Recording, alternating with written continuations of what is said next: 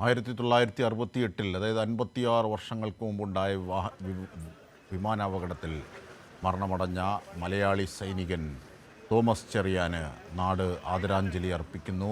ഇന്നാണ് മൃതദേഹം നാട്ടിലെത്തി മോർച്ചറിയിൽ സൂക്ഷിച്ചിരുന്നതാണ്. ഇന്നാണ് വീട്ടിലേക്ക് എത്തിക്കുന്നത്. വിലാപയാത്രയായി മൃതദേഹം നാടിൻ്റെ നെഞ്ചകത്തിലൂടെ നടന്നു നീങ്ങുന്നതിൻ്റെ ദൃശ്യങ്ങൾ കൂടിയാണ് തത്സമയം നാം കാണുന്നത്.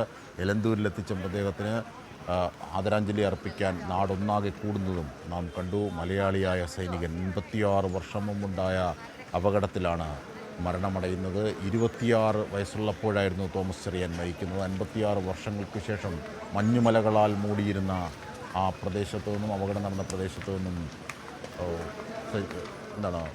തോമസ് ചെറിയാനെ വീണ്ടെടുക്കുകയായിരുന്നു സൈന്യം.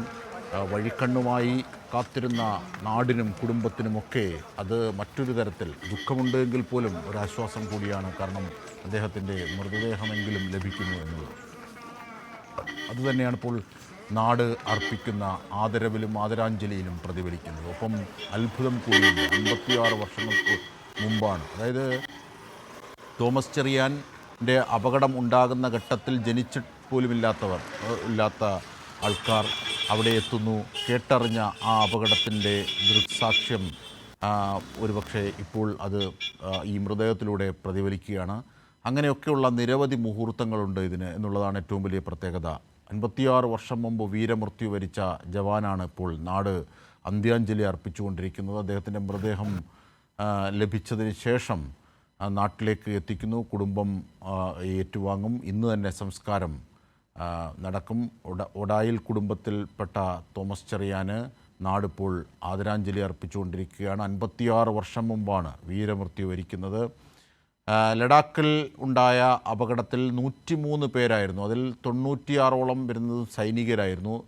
നിരവധി പേരുടെ മൃതദേഹങ്ങൾ 2019 വീണ്ടെടുക്കുന്ന സാഹചര്യം ഉണ്ടായിരുന്നു. പക്ഷേ മലയാളിയായ ഇദ്ദേഹത്തിൻ്റെ തോമസ് ചെറിയാൻ്റെ മൃതദേഹം 56 വർഷങ്ങൾക്ക് ശേഷം, അതായത് 2024 ലഭിക്കുന്നത്. അതിനുശേഷം മൃതദേഹം ഇപ്പോൾ മോർച്ചറിയിൽ ഇതിന് ഇപ്പോൾ നാട്ടിലേക്ക് എത്തിച്ചുകൊണ്ടിരിക്കുകയാണ്. അവിടെ നിന്നും വിവരങ്ങൾ കൂടി നൽകാൻ സുജു ടി ബാബു കൂടി ചേരുന്നുണ്ട്. സുജു, ഇപ്പോൾ എലന്തൂർ ടൗൺ വിട്ടിരിക്കുന്നു അല്ലേ മൃതദേഹം?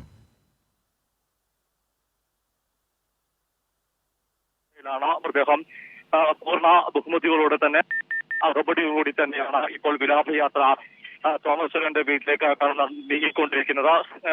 നമുക്ക് ദൃശ്യങ്ങൾ അല്ലെങ്കിൽ കാണാവുന്നതൊക്കെ പോലെ തന്നെ ഈ ഒരു വിലാപയാത്രയിൽ ജനങ്ങൾ ഇലന്തൂരിൽ തന്നെ ധാരാളം ആളുകൾ നടന്നു തന്നെ, സാധാരണ നമുക്കറിയാം വാഹനങ്ങളിലാണ് ഇത്തരം വിലാപയാത്ര 2-3 കിലോമീറ്റർ ദൂരം ഉണ്ടെങ്കിൽ നടക്കുന്നെങ്കിൽ ഇവിടെ ധാരാളം ആളുകൾ നടന്നു തന്നെ ഈ വിലാപയാത്രയിൽ പങ്കുചേരുകയാണ്.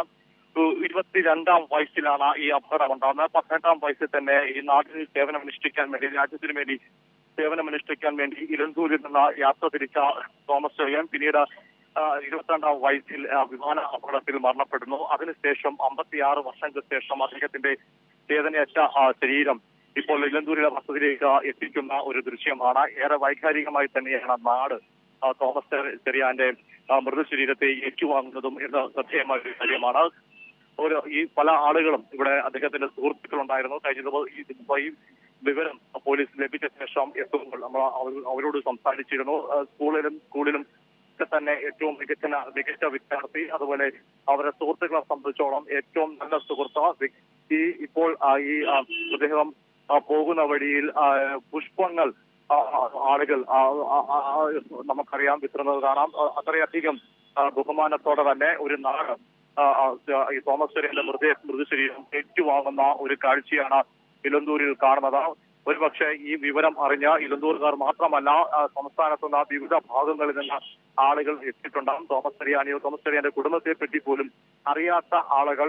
ഞാൻ സൂചിപ്പിച്ചു വന്നത്, അങ്ങനെ 18ാം വയസ്സിൽ സൈനിക സേവനത്തിനായി തോമസ് ചെറിയാൻ ഇലന്തൂരിൽ നിന്ന് പോകുന്നതാണ്. അതിനുശേഷം 22ാം വയസ്സിൽ ലഡാക്കിലുണ്ടായ വിമാന അപകടത്തിൽ വെച്ച് മരണപ്പെടുന്നു. ഇപ്പോൾ ഇതാ ചേതനേറ്റ ശരീരമായി അദ്ദേഹത്തിന്റെ ശരീരം ഇലന്തൂരിലെ ജ്യേഷ്ഠന്റെ വീട്ടിലേക്ക് എത്തുകയാണ്. അത് ഏറെ ഒരു വൈകാരികമായ നിമിഷം തന്നെയാണ് അത് സാക്ഷ്യം വഹിക്കുന്നത്. ഒരു നാട് തങ്ങളുടെ ധീര സൈനികന്, നമ്മൾ പറഞ്ഞു കഴിഞ്ഞാൽ വീരമൃത്യു വരിച്ച സൈനികന് ആദരവോടുകൂടി തന്നെ അതിൽ സൈനിക ഉദ്യോഗസ്ഥരുടെ അകമ്പടിയിലാണ് ദൃശ്യങ്ങളിൽ നമുക്ക് കാണുവാൻ സാധിക്കും. സൈനിക ഉദ്യോഗസ്ഥർ, അതുപോലെ തന്നെ റിട്ടയർഡ് സൈനിക ഉദ്യോഗസ്ഥരുണ്ട്, അവരുടെ സംഘടനയുടെ ആളുകളൊക്കെ തന്നെയുണ്ട്. അങ്ങനെ എല്ലാ ആളുകളും ഒരു സമൂഹത്തിന്റെ എല്ലാ വിഭാഗത്തിൽപ്പെട്ട സമസ്ത മേഖലയുള്ളവരാണ് ഇപ്പോൾ തോമസ് ചെറിയാന ആദരവ് പ്രകടിപ്പിക്കാൻ വേണ്ടി അല്ലെങ്കിൽ അന്തിമ ഉപചാരം അർപ്പിക്കാൻ വേണ്ടി ഇപ്പോൾ ഈ ഇലന്തൂരിലെ വസതിയിലേക്ക് എത്തുന്നത് എന്നതാണ് ഏറ്റവും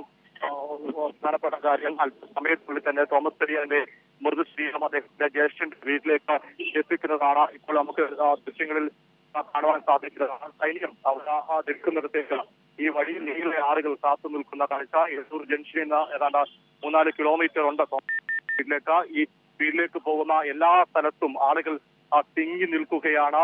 തങ്ങളുടെ നാട്ടിൽ ജനിച്ച വീരപുത്രൻ, വീര സൈനികൻ അദ്ദേഹത്തിന് അപകടത്തിൽ കൊല്ലപ്പെടുന്നു. അതിനുശേഷം 56 വർഷങ്ങൾക്ക് ശേഷം ചേതനേറ്റ ശരീരം ആ വീട്ടിലേക്ക് എത്തുമ്പോൾ ഇത്രയും നാൾ കാത്തിരുന്ന ഒരു നാട്, അതായത് ആ കുടുംബം, നമുക്ക് ഒരു പക്ഷേ നമ്മളൊക്കെ ആ കാലഘട്ടത്തിൽ ആരെങ്കിലും പത്രവാർത്തയിൽ വായിച്ച് മനസ്സിൽ നിന്ന് മാഞ്ഞുപോയ ചിത്രമാണെങ്കിൽ, അല്ലെങ്കിൽ അദ്ദേഹത്തിന്റെ കാലഘട്ടത്തിൽ അദ്ദേഹത്തിന് അറിയാവുന്ന ഏതെങ്കിലും സുഹൃത്തുക്കൾ അത് മറന്നുപോയിട്ടുണ്ടെങ്കിൽ കുടുംബം അങ്ങനെയായിരുന്നില്ല. അവർ കൃത്യമായി തന്നെ തങ്ങളുടെ സഹോദരന്റെ വിവരങ്ങൾ സൈന്യവും അത് കൃത്യമായി നൽകുന്നുണ്ടായിരുന്നു. നമുക്ക് കുടുംബാംഗങ്ങളിൽ നിന്ന് ലഭിച്ച വിവരങ്ങൾ, അവർ നമ്മൾ കാട്ടിയ രേഖകളൊക്കെ തന്നെ സൈന്യം ഏതാണ്ട് 5 വർഷം കൂടുമ്പോൾ ഇതുമായി ബന്ധപ്പെട്ട വിവരങ്ങൾ ഈ കുടുംബത്തിന് കത്തുകൾ മുഖേന അയക്കുന്നുണ്ടായിരുന്നു. ആ സമയത്ത് തിരച്ചിലുമായി ബന്ധപ്പെട്ട നടപടികൾ എന്തൊക്കെയാണ് പുരോഗമിക്കുന്നതൊക്കെ തന്നെ സൈന്യം പലപ്പോഴും കൃത്യമായി തന്നെ കുടുംബത്തെ അറിയിക്കുന്നുണ്ടായിരുന്നു. അങ്ങനെ ആ കുടുംബവും ഒരു പ്രതീക്ഷയുണ്ടായിരുന്നു, എന്നെങ്കിലും തങ്ങളുടെ സഹോദരന്റെ. തീർച്ചയായും അതിലേക്ക് തന്നെ നമുക്ക് തിരിച്ചെത്താം. മൃതദേഹം വഹിച്ചുകൊണ്ട് തോമസ് ചെറിയാൻ്റെ മൃതദേഹം വഹിച്ചുകൊണ്ട് ഇതാ വീട്ടിലേക്ക് പോവുകയാണ്. എലന്തൂർ ടൗൺ വിട്ടുകൊണ്ടാണ് ഇപ്പോൾ നീങ്ങുന്നത്. വിലാപയാത്ര സൈന്യത്തിൻ്റെ വാഹനത്തിലാണ്. വഴിനീളെ ആദരാഞ്ജലി അർപ്പിച്ച് ജനം കൂടെയുണ്ട്, ഒപ്പം ഓടി എത്തുന്നവരുണ്ട് മൃതദേഹത്തോടൊപ്പം. അതൊക്കെ നമുക്ക് തത്സമയം കാണാം.